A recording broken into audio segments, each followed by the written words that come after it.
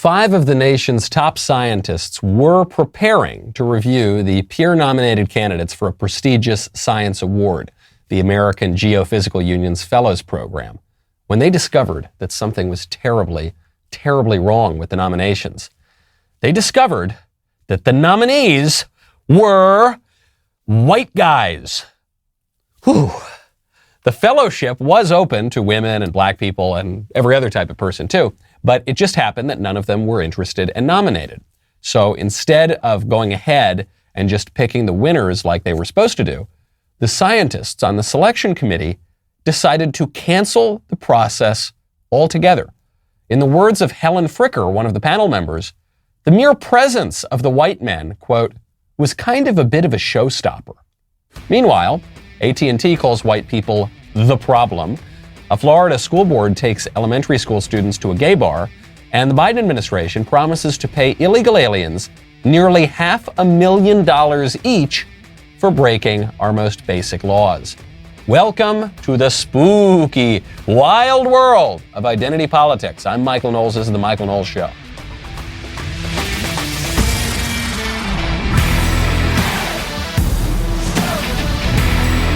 Welcome back to the show. My favorite comment yesterday is from Big Bad B-Rob, who says the quote-unquote Christian university that I work for is working on charging students for getting COVID until they get the Fauci ouchie. What happened to the virtue of prudence? Well, B-Rob, no man can serve two masters. And a whole lot of Christian universities, when push comes to shove, when you really come down to the tough issues, choose a different religion. They choose the religion of liberalism. They choose the religion of progressivism, wokeism, whatever you want to call it, over their nominal faith. And it has led to a lot of terrible social problems. Just on a really basic level, this kooky religion of liberalism and progressivism, it's causing prices to jump up all over the place, whether you're at the grocery store, whether you're at the gas pump. But I've got a solution to that last problem. That would be Get Upside. I am so happy to tell you about Get Upside. This app came just in time. Right now, gas is going through the roof. I am going to save you at least 25 cents for every gallon of gas that you pour every time you fill up. Just download the free Get Upside app in the App Store or Google Play right now. Use promo code Knowles, K-N-W-L-E-S. Get a bonus 25 cents per gallon on your first fill up. That means up to 50 cents cash back per gallon. Don't pay full price at the pump anymore. Get cash back using Get Upside. Download the app for free. Use promo code Knowles, K-N-W-L-E-S, to get up to 50 cents per gallon cash back on your first tank. Some people who drive a lot are making as much as $200 to $300 a month in cash back. There's no catch. Your cash gets right added into your bank account. Cash out anytime to your bank account, to PayPal, to an e-gift card for Amazon or other brands. Download the free Get Upside app. Use promo code Knowles, K-N-W-L-E-S, to get up to 50 cents per gallon cash back on your first tank. That is code Knowles, K-N-W-L-E-S. You're welcome. The scientists, they can't win their award because the nominees are white guys. That would be very bad. Now, they just happen to be white guys. If you look at the scientists, they just disproportionately are white guys. It's not like there's a lack of incentives and encouragement for other people to go into these fields. They just don't. But that's a big problem. We need to cancel the NBA awards. You know those NBA awards that I assume that they have at some. We need to cancel them because did you know that the nominees are disproportionately black guys? That's unacceptable. There has to be every award needs to have exactly 12% nominees black, and then something like 60% white and 50% women, 51% women, and it's all got to be exactly representative of the population. Of course, that wouldn't be the case either, though. Instead, when you look at these awards, actually the women are less likely to be nominated, or the minorities are less likely to be nominated, but they're much more likely to win once they are nominated to make up for some perceived historical injustices. It's not just going on at the Science Awards. Christopher Rufo, who has been absolutely dogged in his fight to anathematize critical race theory, Christopher Rufo has a scoop. that AT&T has created a race re-education program with certain materials claiming that, quote, racism is a uniquely white trait, and teaching employees, quote, white people, you are the problem. We've heard this for years. This was even being taught a little bit when I was in school. It was starting to bubble up when I was in school. Now it is the mainstream view of these race hustlers that black people can't be racist. So you get someone like that kooky Rutgers professor who we heard from yesterday on the show, who said that white people are spiritually and morally deficient. And who said, or you hear this from Nick Cannon, or you hear this from a lot of black nationalist types over the years. They can't be racist, because racism, we are told by these people, is the marriage of, racial antagonism and power. And because we are told that the only people with power are white guys, then the only people who can be racist are white guys. Of course, that's not the truth. The only group that it is illegal to discriminate against is white guys, and to a lesser degree, much lesser degree, white women, and to a still pretty significant degree, Asians. But the top of that list is the straight white guys, especially the straight white guys who know that they are guys. And this is having an effect. People are losing their jobs because they're white guys. They're actually, a white guy just cashed in for this, as he rightly should have. There was a marketing and communications executive who lost his job at a North Carolina healthcare system, and he lost his job, in his view, because he was a white guy. So this went all the way up to a federal court. Okay, lawsuit starts in 2019. David Duvall says that Novant Health's diversity efforts led to him being fired. His attorneys claimed that he was fired out of the clear blue sky because he was a white guy, and that the move was in keeping with the hospital's 5-year plan to boost diversity by 2020. And the jury agreed. That actually is why. It wasn't just him, by the way. The chief legal officer, the medical group president, the chief information officer, the patient experience officer, and the president of Haymarket Medical Center were all replaced by a black person or a woman in the year to year and a half after he was. Not saying that the black people or the women were not talented, but it is certainly the case that when a medical group goes out there and says, we're going to have a diversity plan, meaning we're going to replace the white people, specifically the white guys, and then within a year or 18 months, you have many of the top white guys just all fired. What? Because they all just suddenly got bad at their jobs and replaced specifically by people according to their race and sex. That is obviously discrimination. And this federal court awarded him $10 million. As well they should have. Good for them. There are some squishes who believe that this sort of racial and sexual discrimination is okay. The left loves it. The left supports it outright. But even some squishes on the right will say it's okay because of historical injustices. So there was slavery. Slavery was very bad. So therefore we need to discriminate against white guys today.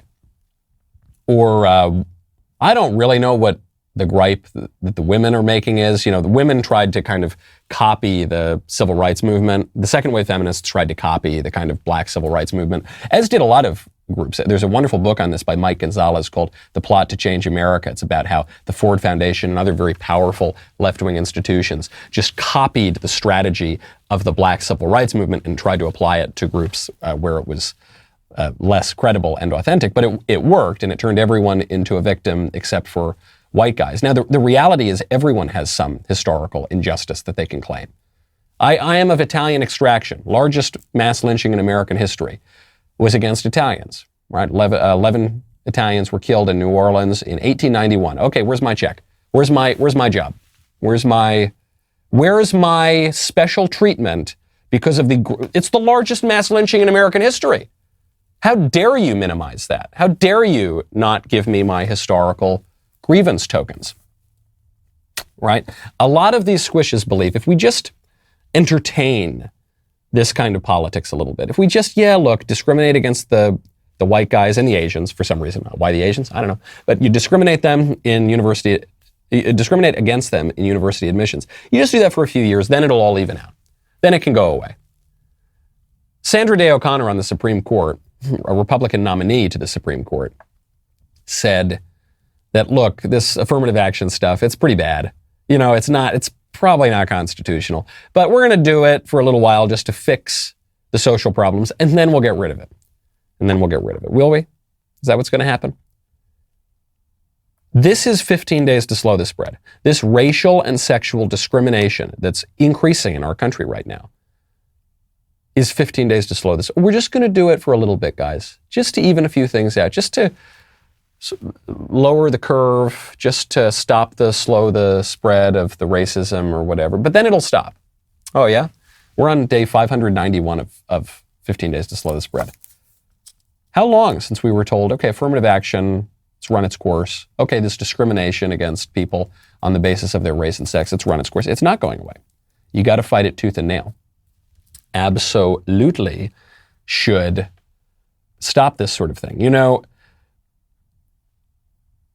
There are people cashing in on this, and it's not just the white guys. People are cashing in on identity politics across identity groups. This one white guy who lost his job, he's kind of the exception. Usually it doesn't go that way. But everyone else is cashing in on victimhood, including illegal aliens right now, to whom the Biden administration is promising to pay upwards of $500,000 for breaking our laws. That's a lot of money. I bet you could buy some really nice window shades with that kind of money, which is why you could actually buy nice window treatments for much less than that kind of money if you go check out Hunter Douglas. I never appreciated before just how important window treatments are for a house. I don't know. I'm a man. When I was a bachelor, I never thought about this at all. Then I get married, I get a house. I moved to Tennessee. It's one of the most important features of your whole house because it's going to control how the light comes into the house, and it's going to completely transform the way that you live in your home. I'm not overstating it, folks.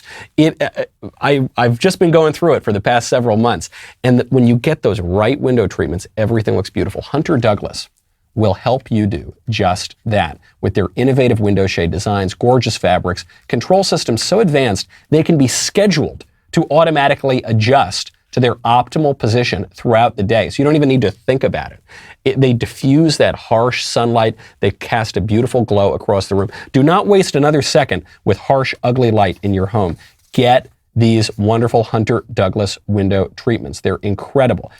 HunterDouglas.com/Knowles. Head on over there right now. Take advantage of the Season of Style rebate savings event. HunterDouglas.com/Knowles, Knowles. Head on over there for limited time savings. Offer expires December 6th, 2021. There's a report out right now that the Biden administration is considering payments of $450,000 per person to people who crossed the border illegally and were separated by the Trump administration. You remember the kids in cages and the family separation and all these slogans from the Trump administration that they all blamed on Trump, even though it was a policy that dated back to Clinton, Bill Clinton, and the Flores settlement. A policy that was in effect under Barack Obama. Today we have kids in cages under Joe Biden, but they all blame Trump for it, and now these people are being rewarded with almost $500,000. Could you use $500,000? I could use $500,000. That'd be nice. But in order to get that, I guess we need to go to Guatemala or some other country, walk all the way up through Mexico, flout the most basic laws of the United States, and then demand, where's our check? Give me my check. This is so deeply offensive to the people of the United States, to our system of laws, to our system of government, to our democracy, that we would subsidize people to come here. But that is what the left in this country is doing. I think if this goes into effect, again, it's just still a report for now. If this goes into effect, I think that will be the firmest confirmation yet that the Democrats don't have any interest in closing up that border. They are encouraging people to pour in because they think it gives them a political advantage. Speaking of places that it should be illegal to go, a public elementary school in Florida just took students on a field trip to a gay bar.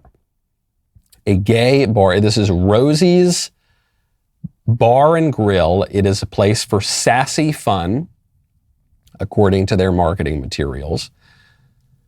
They took the kids there for a field trip and showed them all the pride flags and the rainbows, and they were wearing kind of little rainbow t-shirts when they were there, and they had a presentation about how great gay bars are, I guess. This decision is shocking a lot of people because they think, oh my gosh, how can, maybe the high school students, but the elementary school students, how could you take them to a gay bar? This is actually perfectly natural. I mean, it's not, this kind of education would not be natural, but the broader premise that you're going to inculcate your moral views in your students, that is part of education. Education is in part learning facts, learning dates, learning battles, learning math, learning arithmetic, learning how to read and write. But part of education is teaching people ethics, morality, how to live. Right? The point of public education is to make people good citizens. And now part of the reigning ideology of the regime is the rainbow stuff, is the idea that any sexual desire you have, you should pursue it, is the idea that if you're a man who thinks he's a woman, then you really are a woman. I mean, that's on our passports now. So of course we're going to teach elementary school kids this. It's only natural. If they were in Catholic school, well, a lot of Catholic schools have gone pretty lib these days too. But if they were in Catholic school, they'd have mass. They would pray. They would learn the sacraments. They'd learn about the saints and the 10 Commandments. But they're not. They're in lib school. They're in woke school. And so they're going to learn the morality of the left. They're going to learn the anthropology of the left. That's just natural. If you want to stop this kind of thing, it's not enough to just say, hey, don't take kids to gay bars. That's crazy. You have to go a lot deeper than that. You have to say, hold on, what are we teaching? This is what the parents showing up to their school boards is all about. It's not just about one or two crazy incidents.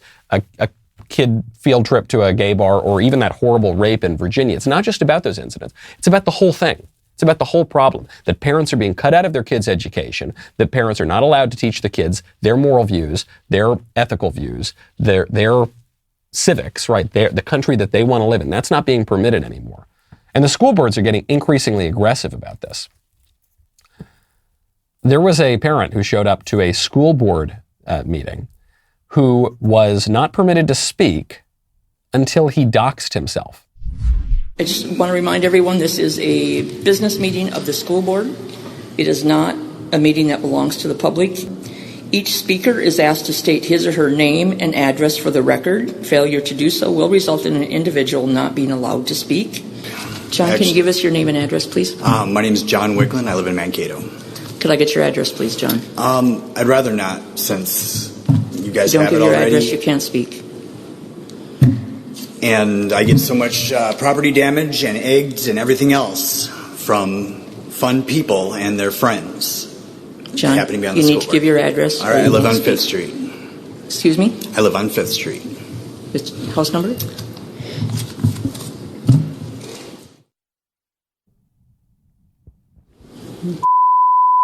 Thank you. All right. So are our kids safe? What a thug this woman is. What a mobster. What a bully. She's saying there's a new rule, you got to state your address before you speak to the school board. I think this is called the Matt Walsh rule. This is the rule to keep Matt Walsh and other conservatives from going to just random school districts around the country. So they're implementing it. This is a way to keep those pesky conservatives out. This guy's in the district. This woman seems to know this guy. She says, excuse me, sir, you don't have to state your address. Because I don't want to state my address. People are attacking my house and egging my house, and it's just inviting people to come after me. Yeah, right. You're going to have to state it, though. But you know who I am. Yeah, right. Uh-huh. What's your address? Okay, I live on this street. Oh, yeah, what's the number? Come on, you know what street you know that I'm in the district. What's the number? You going to say it, buddy? It's a nice house you got there. Sure would be a shame if something happened to it. That's how serious they are about this stuff. That's how serious they are about the racial and the gender ideology. Okay, because it's not, a lot of squishes misunderstood this. And they thought, oh, this is some silly distraction. Well, the most naive of them thought, This is just a way to make up for legitimate historical grievances against Black people, brown people, Native Americans, women, homosexuals, transgenderists, Asians. Well, Asians actually get discriminated against. Hispanics, immigrants, the disabled, any way that you can possibly claim victimhood. It's just a legitimate way to even out the playing field. That was the most naive view. It's never about that.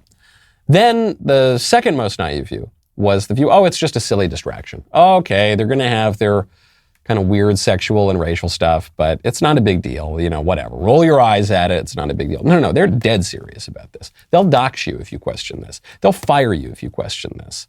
They'll ruin your life if you question this. Because this is the animating ideology of the whole regime.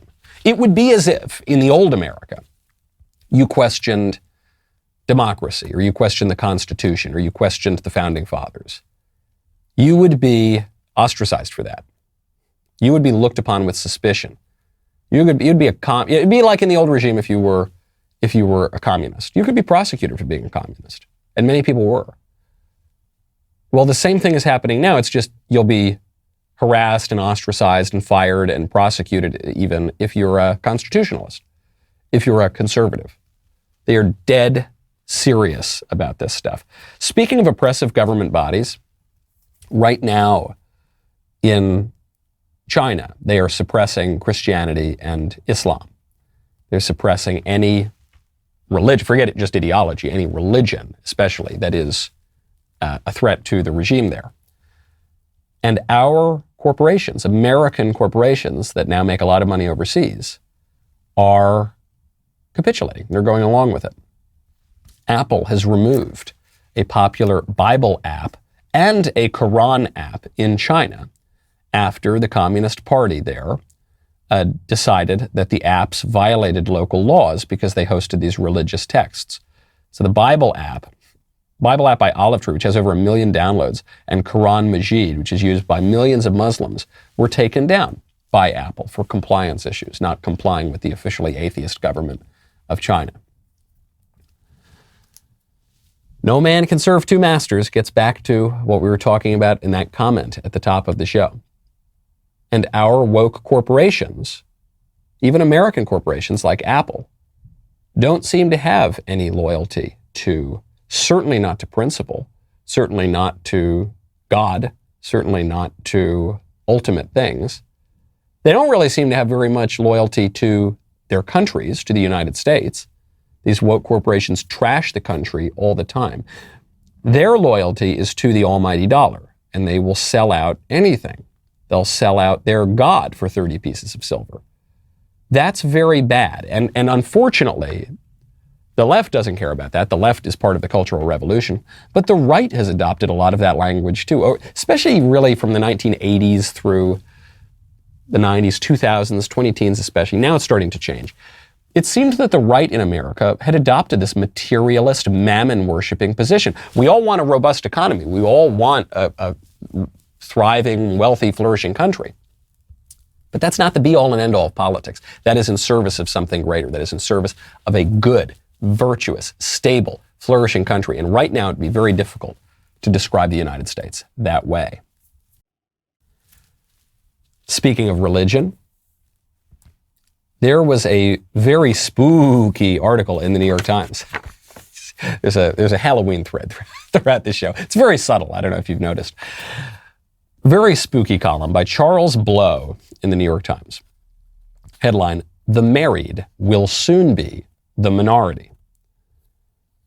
And this is true. For the first time ever, it appears as though married adults are trending to become a minority of the adult population. This is because people are delaying adulthood, right? They're perpetuating adolescence. They are not choosing to get married and stay married. They are not choosing to involve their religious community and the state and the public in their, what they now deem to be their personal romantic life.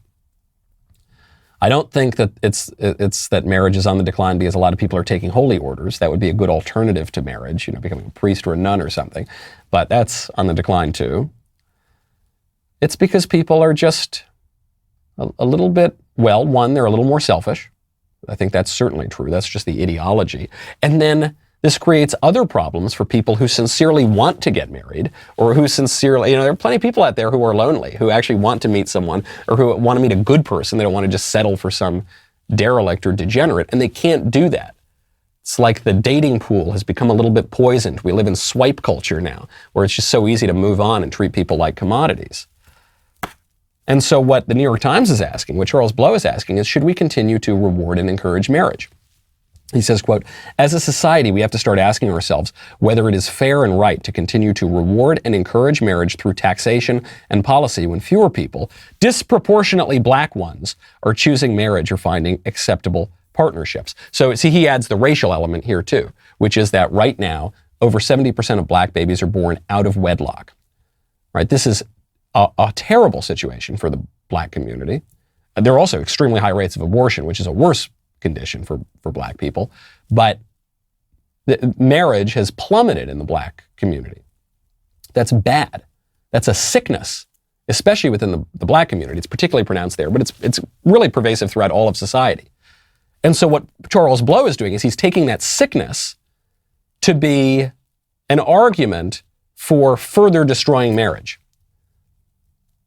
I hate to say that we were right, we conservatives, but we were right. We were right about everything. Remember when we said if you redefine marriage through, pretending that there's some right to define marriage as a union of two people regardless of their sexual nature, that will destroy marriage. That will not help marriage. It will not grow marriage. It will not strengthen marriage. It will just further erode marriage. And this erosion of marriage goes back a lot further than just the gays, right? You can't just blame it on the gays. It goes back to the no-fault divorce culture that we adopted in the middle of the 20th century. This goes back to the weakening of the religious institution of marriage. This goes back to the confusion of sex and gender roles, the idea that a woman needs a man like a fish needs a bicycle. This goes back a lot further. And so what Charles Blow is saying is, put it out of its misery. Take marriage out into the yard like old Yeller and just put a bullet in the back of its head because it doesn't mean anything anymore. And actually the existence of social illnesses, social pathologies, the idea that kids are born out of wedlock, that should be the argument for further eroding marriage because it's not fair. Because if black people in particular don't want to get married, then we as a society need to stop encouraging it. Is marriage always the ideal? He writes. And should single people pay a loaner tax? No, absolutely not, for pursuing it. Charles Blow, by the way, he points this out in the column, is divorced, so he has an interest here. He says he doesn't want to get remarried. Now, the left loves this. The left wants to destroy marriage, and they're pretty open about it, and Charles Blow is saying it right here. The right wants to encourage marriage. Conservatives want to encourage marriage, right?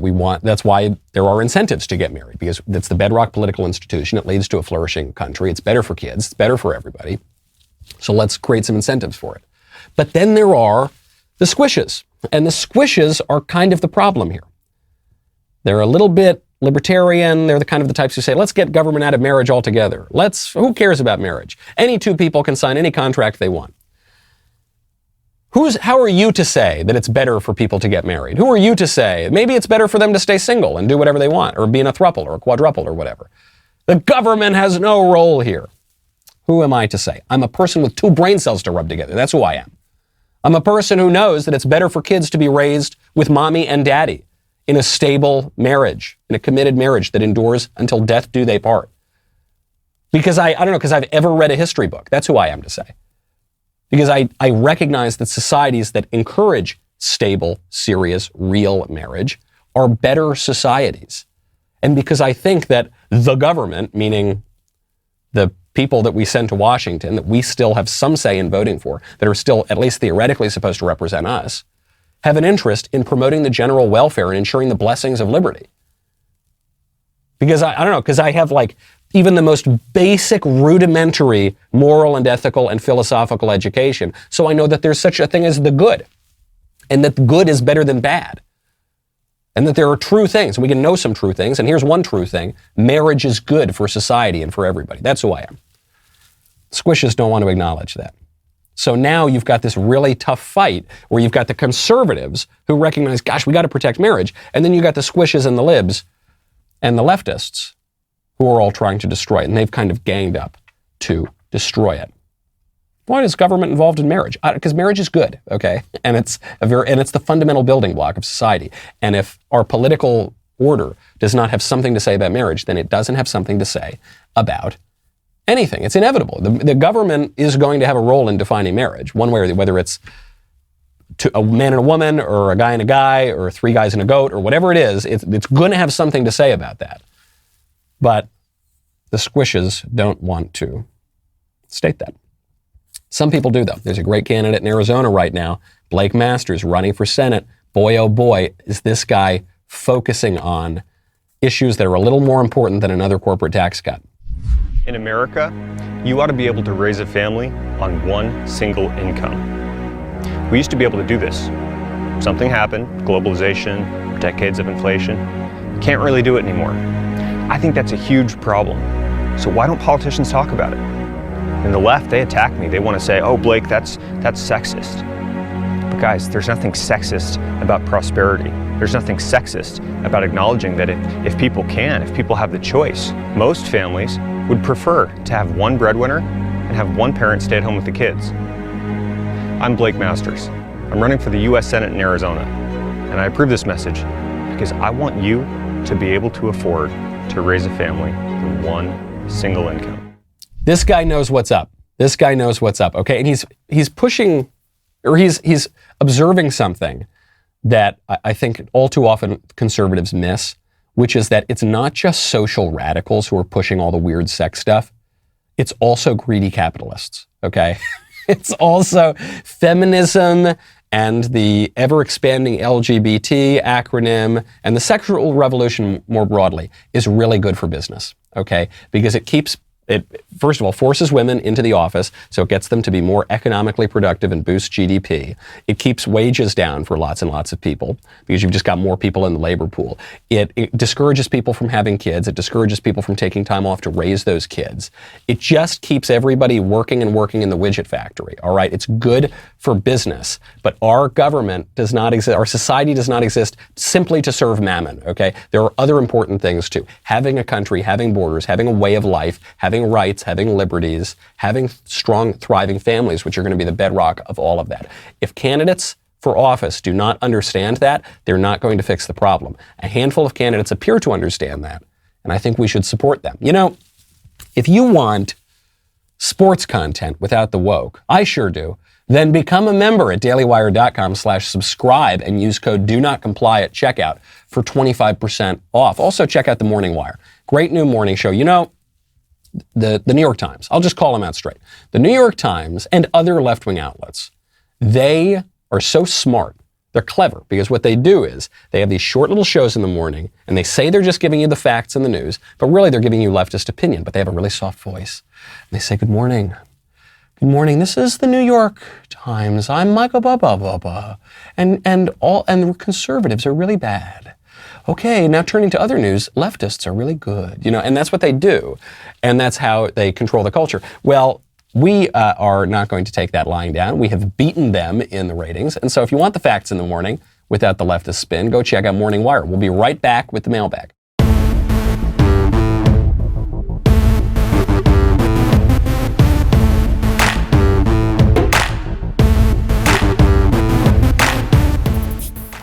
Welcome back to my favorite time of the week, the mailbag. First question up from Raven. Hi, Michael.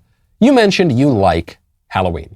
Can you give an explanation of the holiday other than a celebration of darkness and an opportunity for witchcraft evangelists? Thanks, Raven. I absolutely can do that.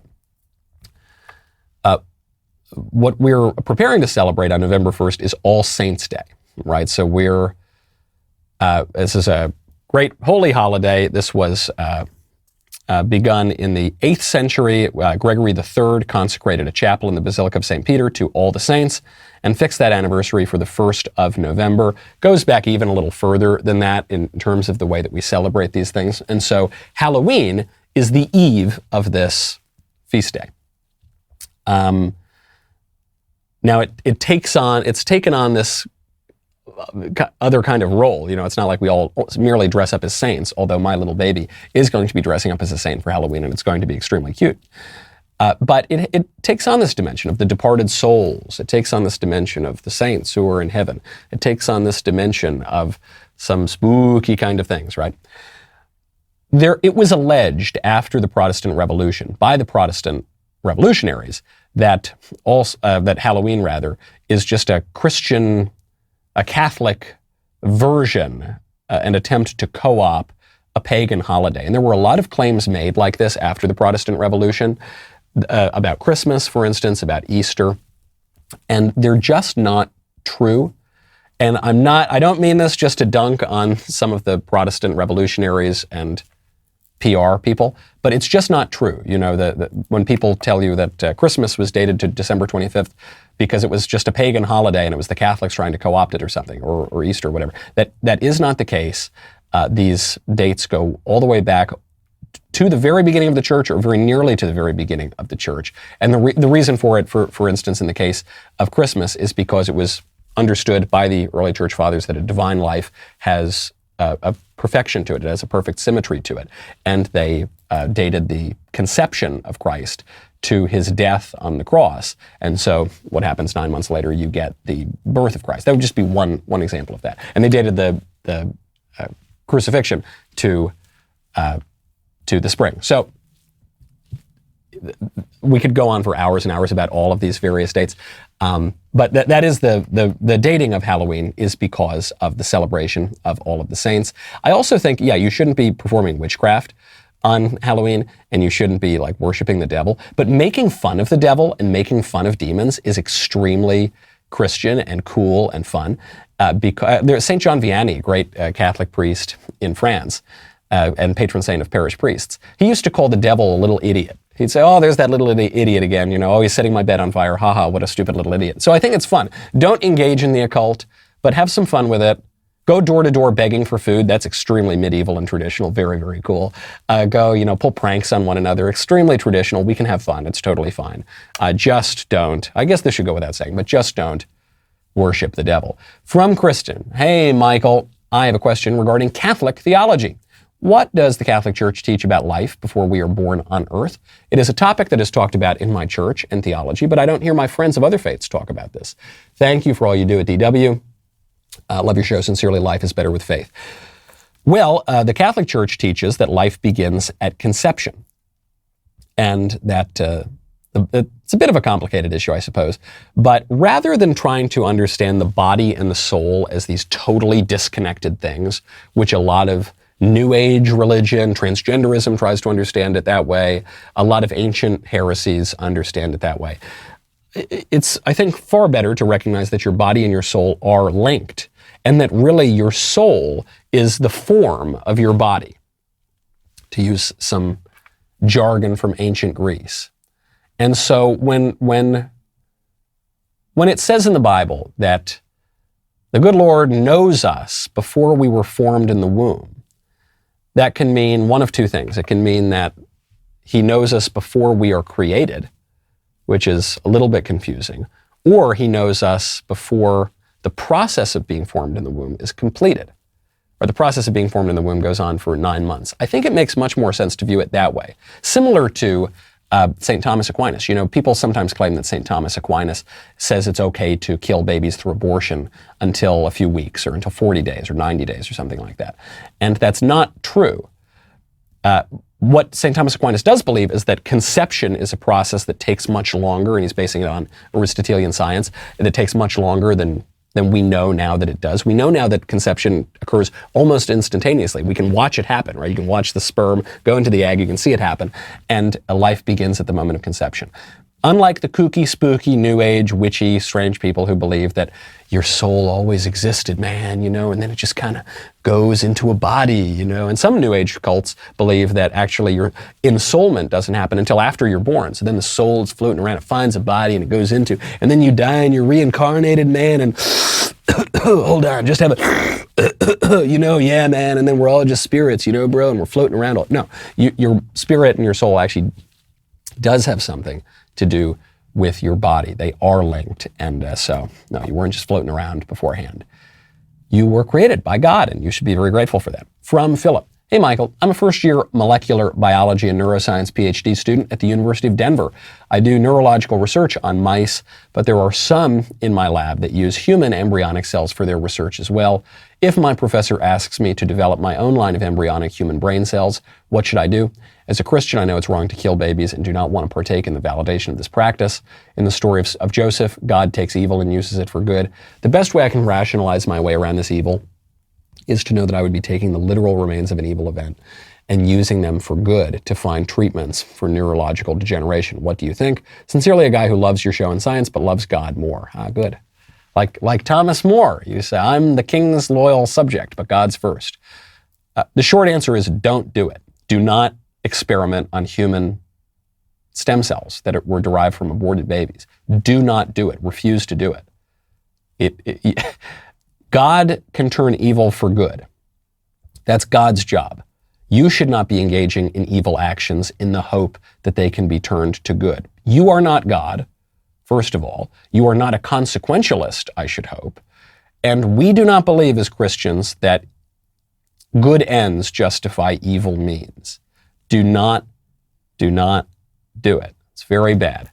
You can work on the mice. You can even work on the beagles. I know people made a big deal about Dr. Fauci torturing puppies, and it was creepy and weird. I'm not saying I support it, but that is nothing compared to experimenting on aborted babies. You should not be cooperating with evil, especially in that it's kind of a direct way.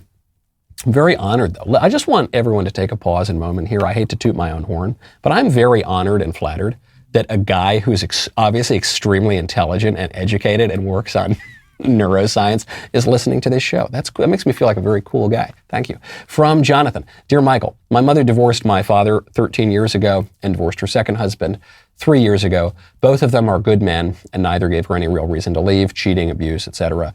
I recently told her if she ever got married again, I want nothing to do with it or her next husband. Is that a reasonable position? I still have a relationship with her, but it's rocky. I feel she's made a mockery of marriage, and another one wouldn't be legitimate before the Lord, and so I don't want to participate in a semi-blasphemous charade. Well, yeah, harsh but fair, mostly fair, I guess.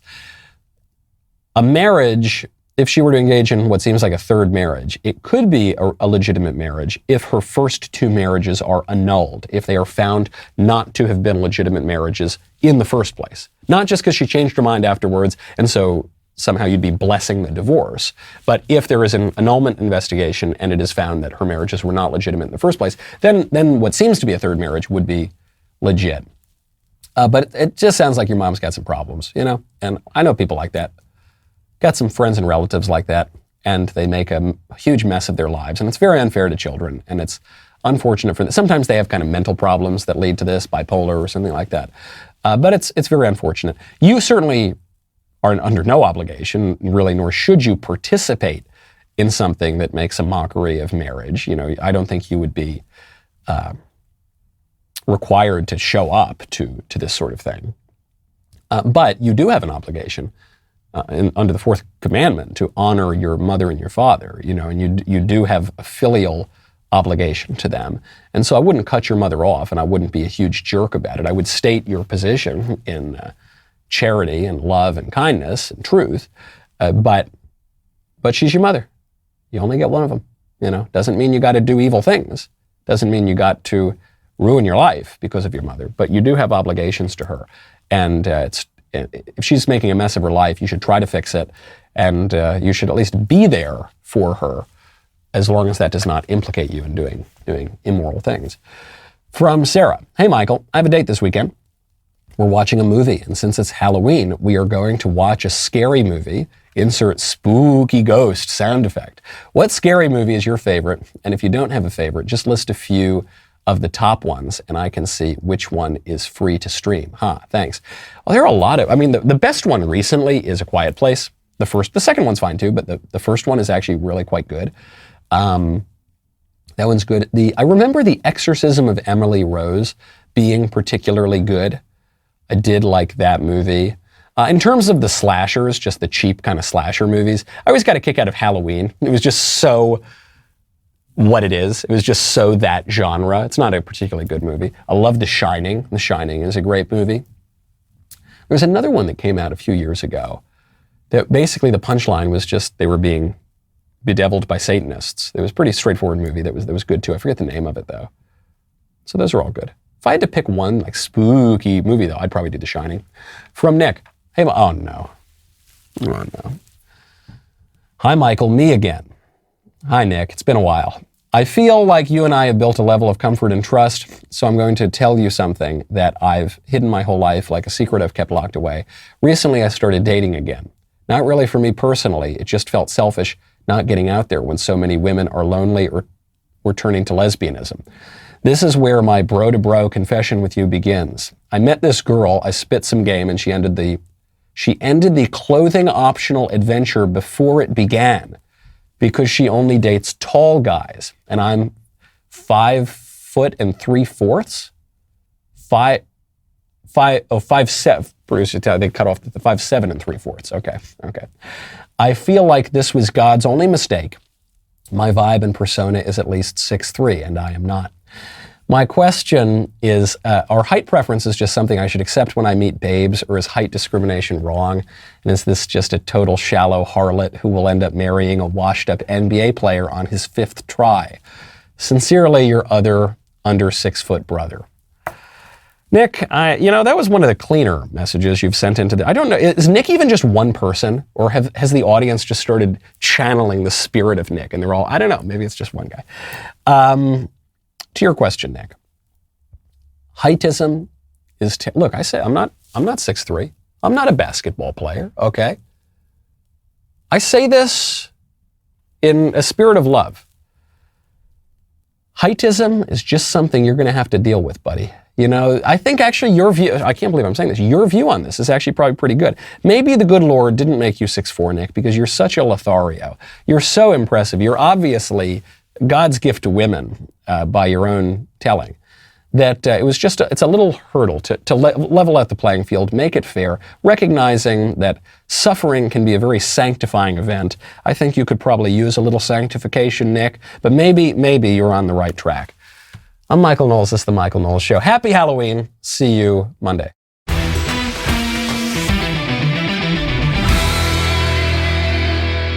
If you enjoyed this episode, don't forget to subscribe.